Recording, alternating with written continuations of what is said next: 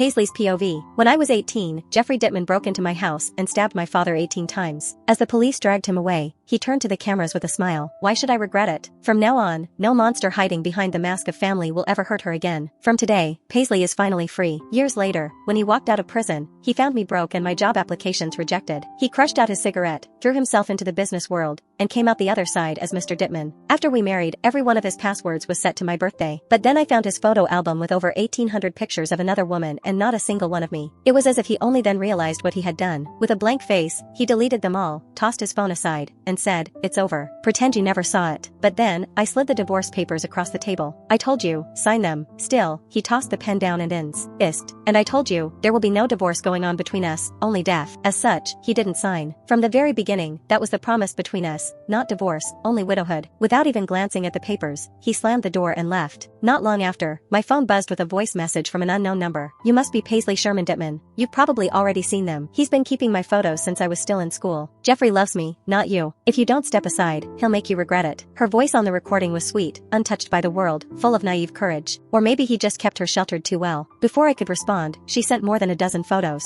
Her waist-to-hip curve was perfect, a chain draped across her collarbone and wrapped neatly around her waist. The huge hand rested lightly on her hip, sometimes forgot to take off the wedding ring he wore with me. Later, when her stomach began to swell, the pain disappeared. 3 years of marriage and he never let you carry his child, but he allowed me to have his baby, she taunted. Don't you get it? Isn't it pathetic to keep clinging on? I'm telling you now, if you don't give up your place, I'll move right into your home. Then you'll see whether Jeffrey stands with you or with me. When he came home, the chat records were still open on the screen, the floor littered with the shattered porcelain vase I had smashed. Yet, he only lifted a brow and asked, "Nothing you'd like to explain?" My ragged breathing mixed with the heavy smell of his cigar. He gave a soft laugh, blowing out a smoke ring. "She's just a kid, why bother arguing with her?" His tone was light, almost careless, as though all the blood and fire he waded through to rise in the business world had been for her, not for me. "Yes, she really is just a kid," I said and tossed a hospital record onto the table. Upon seeing it, he froze, then sat upright instantly. "She had a miscarriage," I said lightly, "so I helped teach her what it means to be human." Paisley, his hands clamped down on my shoulders so hard I thought my bones might break. My back also hit the wall, but I only curved my lips, enjoying the sight of his bloodshot eyes. In this lifetime, I had only seen him like this twice. First was in our last year of high school, when he saw my father drag me half-dressed by the hair into the street,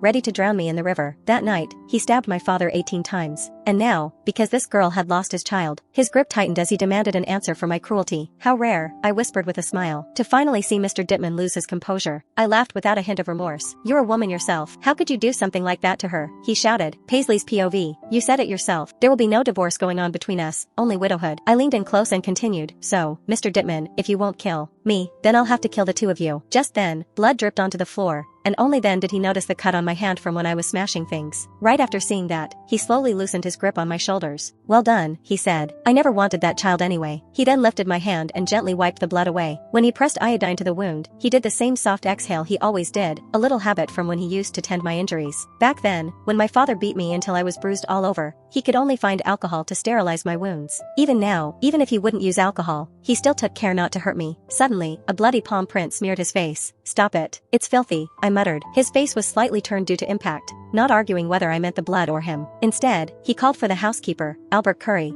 and handed him the first aid kit. The other woman's name was Audrey Warren. When I tried to dig further, everything seemed to disappear. I knew Jeffrey was protecting her. If I hadn't moved fast, I might never have even learned her name, so I confronted him. "Is that how much you like her, that you block my access to information?" He only sighed. "Paisley, what's the point of clinging to her?" Tired of this game, I threw the divorce papers down in front of him again. "Sign. Then of course I won't pester her." But after holding the papers for less than 2 seconds, he ripped them to shreds and flicked the fragments into the air, so they settled like confetti on the floor. "I told you, divorce can't separate us, only death." I laughed. The next second, a wine bottle was smashed into his head, and red liquid ran down his face. I couldn't tell whether it was wine or blood, but I grabbed the dagger on the table and lunged. But he swiftly clamped my wrist, countering my force. "Jeffrey," I said while we were less than an inch apart, "do you really think I daren't? Divorce, or one of you dies?" Our hands were shaking, but I wouldn't back down. For a moment, the standoff held. Then he let out a soft laugh and redirected his strength inward. As such, the dagger drove into his shoulder under my hand, and blood splashed onto my face. "I told you, I won't let you die before me." "Jeffrey," I ground my teeth as he released my wrist. "Do it, Paisley," he said. When I pulled the dagger free with all my might, he gave a muffled groan, and my face was streaked with blood. The metallic tang brought back the rainy night in our final year of high school. I swayed and fell. Luckily, he caught me before I hit the floor. "Don't be afraid. It's okay. I'm here." His hand smoothed my cheek. I watched the beads of blood drip from his brow and land on my face. He showed no concern for his own wound, only for me. During the countless nights my father beat me until my skin split, he had held me like this. He used his back to shield me from bottles, stools, and even knives. Amid my father's rage, he'd grin and whisper, "Don't be afraid. It's okay. I'm here." Once, we'd clung to each other in blood and kissed in the downpour, but love pushed to the extreme made betrayal that much more monstrous. With that thought in mind, I shoved him away. "Don't touch me." Then, stumbling, I fled the room heavy with the smell of blood. For a while, we kept our distance and pretended to be okay, but the girl was still being protected by him, and there wasn't a trace of her for me to find. Paisley's POV, but youth was restless. She couldn't keep her temper and came to find me herself. "Have you been looking for him lately?" "I'll tell you straight, he's with me." She arrived in a fitted dress, all smug satisfaction. "You really thought getting rid of my baby would solve everything?" She leaned in, pride written all over her smile. "As long as his love is with me, you can take away every child I carry, and he'll only love me more. He's been trying even harder lately. Thanks for the assist,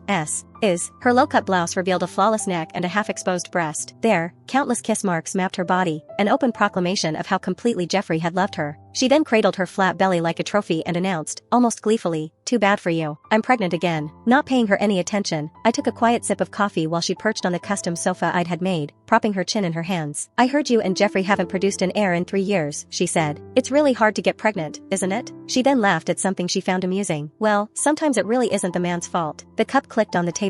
Then she screamed. The bodyguard stood frozen as Audrey clutched her stomach and bled from below. "Paisley, you'll pay for this," she shrieked. They dragged her toward the door while she tore at the air. "Paisley, aren't you afraid Jeffrey will get revenge on you for this?" Fingertips tapped the Blee tabletop as I replied coolly, "You should know. Being a wife isn't just about having a man's love." That night, Jeffrey came home with dozens of men, filling an entire floor of the estate. He was never so showy unless he was facing a difficult opponent. Clearly, this time, he was on edge. We sat at opposite ends of a long negotiation table, each flanked by dozens of people. "Twice now," he said, his long fingers wrapping the marble. "Paisley, you should apologize to her. She came to my house like a fool, so she must take responsibility for her recklessness." I shot back. Half his face was swallowed in shadow, expression unreadable. "Do you think your wife will simply endure quietly if some mistress shows up?" I asked. A lighter flared in the dark as I lit a cigarette and let the ember glow for a moment. "Jeffrey, remember all those years clawing your way through the business world? I bled with you, right? So why would I let that canary stand opposite me? Are you insane, or is SHE?" For the nth time, I slid a divorce agreement across to him and blew a smoke ring. "This is your last chance." Moonlight washed the marble but not our faces. We stared at each other out of the darkness. "You helped me kill my monster of a father and storm the household for me when I was a child. In exchange, I gave up a child for you and bled for you. So now, let's end this cleanly, Jeffrey." We both walk away. No debts, no blood left owing. "This is the best thing we could do." "The best thing," he laughed low, echoing in the dark. He then picked up the papers. The lighter flared against a cigar as he watched the pages curl and blacken. As such, the divorce agreement turned to ash. "After tonight, she won't appear before you again." He blew the ashes out, drifting in the air. Then he stood, gathered his men, and left the estate in a slow, imposing procession.